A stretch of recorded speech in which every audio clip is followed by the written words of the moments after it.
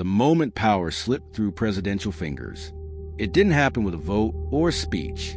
It happened in a pause, a hesitation so brief it barely registered, yet long enough to change everything. Power inside the White House is often imagined as constant and absolute. Decisions are signed, orders are issued, authority flows outward. But in reality, power is conditional. It exists only while others believe it does. And sometimes, that belief weakens quietly without confrontation. This moment arrived during a routine exchange. A question was asked. An answer was expected. Instead, there was silence. Not refusal, not defiance, just delay. And in that delay, something shifted. Those in the room noticed immediately. The hesitation disrupted rhythm. It signaled uncertainty where confidence had been assumed. The moment passed quickly, filled by someone else speaking, but its effect lingered. What made this pause dangerous was context. Tensions were already present. Stakes were already high. The system was primed for direction. And when direction failed to arrive instantly, others adjusted. Influence does not disappear suddenly. It redistributes. Advisors began compensating. Institutions asserted autonomy. External actors sensed opportunity. The center held, but less firmly than before. From the outside, nothing appeared wrong. Schedules continued. Statements were issued. The machinery of authority remained intact.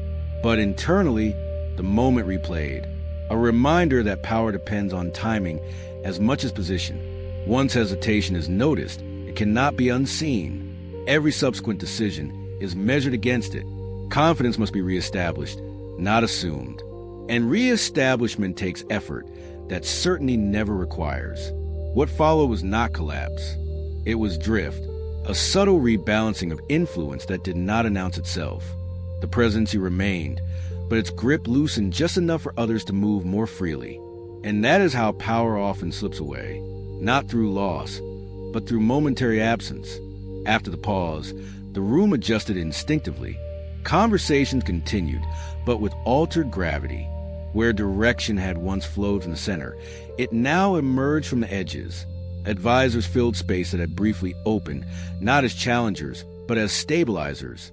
The president did not lose authority in that moment. Authority remained intact on paper. What shifted was perception. And perception governs how power is exercised long before it's questioned. Those closest sense it first. They began anticipating rather than waiting, framing options instead of seeking instruction. This was not rebellion. It was adaptation. Systems evolved to maintain momentum when certainty falters. The hesitation created ambiguity. Ambiguity invites interpretation. Each actor interpreted the silence differently, according to interest and instinct.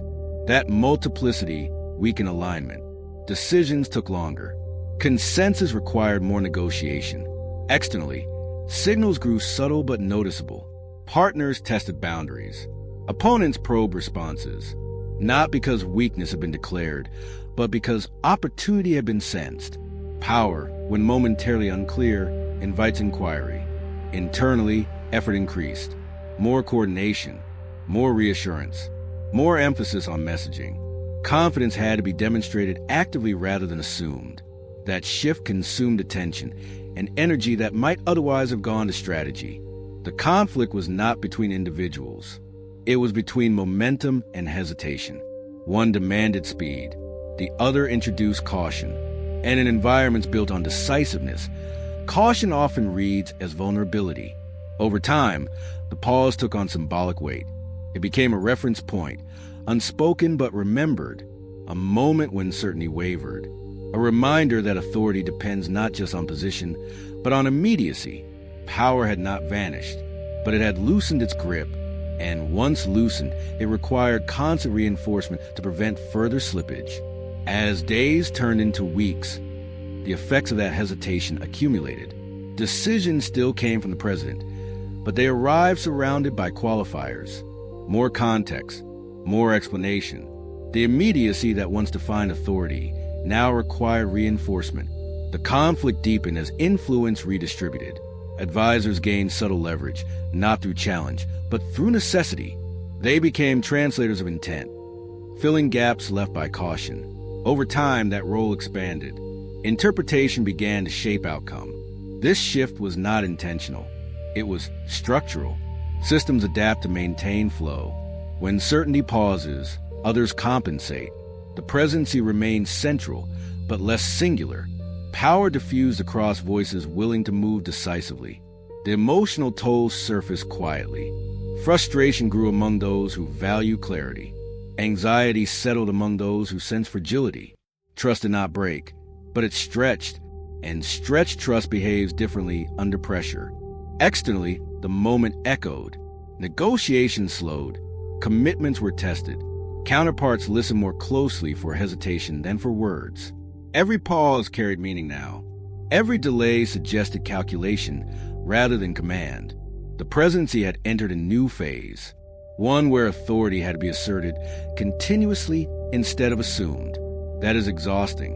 It changes posture. It narrows flexibility. Leaders begin managing perception as much as reality. The pause itself faded from memory, but its consequences did not. It had altered expectations. And once expectations change, returning to the previous balance is difficult. Power had not been taken. It had been redistributed.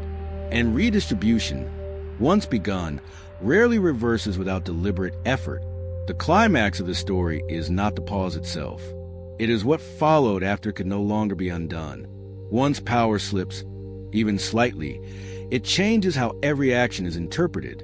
Decisions that were felt decisive before now required emphasis. Confidence had to be signaled, not assumed. Authority became something performed rather than something to embody. The resolution is subtle but lasting. Power rarely collapses in dramatic fashion. It thins. It disperses. It becomes conditional. The presidency did not lose control, but it lost invisibility. Influence now required effort, explanation, and constant reaffirmation. This moment reveals a difficult truth about leadership. Authority depends as much on timing as it does on position. When certainty hesitates, even briefly, systems adapt around it. And once they do, restoring the original balance takes more than words. What happened was not failure. It was exposure. Exposure to the fragile mechanics beneath power's appearance. The realization that control is not owned. It is granted continuously by those who respond to it. History often marks power by what is done. It rarely notes what is delayed. Yet delay can speak louder than action. It can redistribute influence without a single challenge being made. The moment power slipped through presidential fingers did not end the presidency. It reshaped it. Quietly, permanently. Subscribe to join the journey. The moment